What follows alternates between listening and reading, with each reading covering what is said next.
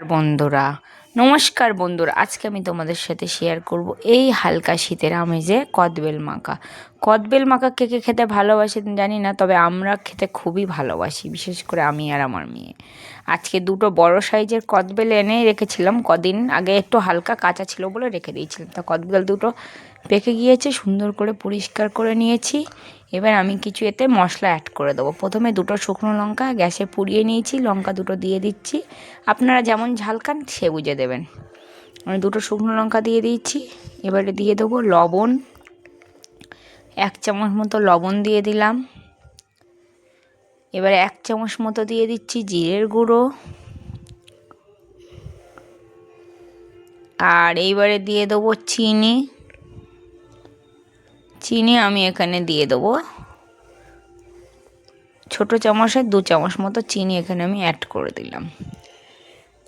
দিয়ে এবার আমি সব কিছু আবার ভালো করে মাখবো হাতের সাহায্যে। এবার আপনারা যদি ঝালটা বেশি করে খান বেশি দিতে পারেন। আমি দুটো বেলের জন্য দুটো লঙ্কা দিয়েছিলাম। দিয়ে সব কিছু ভালো করে মেখে নেব বেলটা। এতে আর একটা জিনিস দিলে খুব ভালো লাগে, এবার আমি একটু দিয়ে দিলাম গোলমরিচের গুঁড়ো। গোলমরিচের গুঁড়োটা দিলে ফ্লেভারটা আরও সুন্দর আসে। এবার আমি অল্প করে এতে সর্ষের তেল অ্যাড করে দিলাম। এটা খাঁটি সরিষার তেল এখানে আমি অ্যাড করেছি। এবার এতে পাতিলেবুর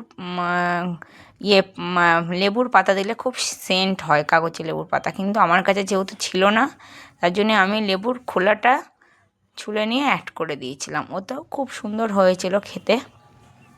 আর আপনারা চাইলে এতে আর একটা জিনিস দিতে পারেন, ধনে পাতা। আমার কাছে ছিল না তাই দিইনি, ওটা দিলে খুব ভালো হয়। একবার এইভাবে বানিয়ে দেখবেন, ভালো লাগবে। লাইক, কমেন্ট অ্যান্ড শেয়ার করে দেবেন। থ্যাংক ইউ বন্ধুরা।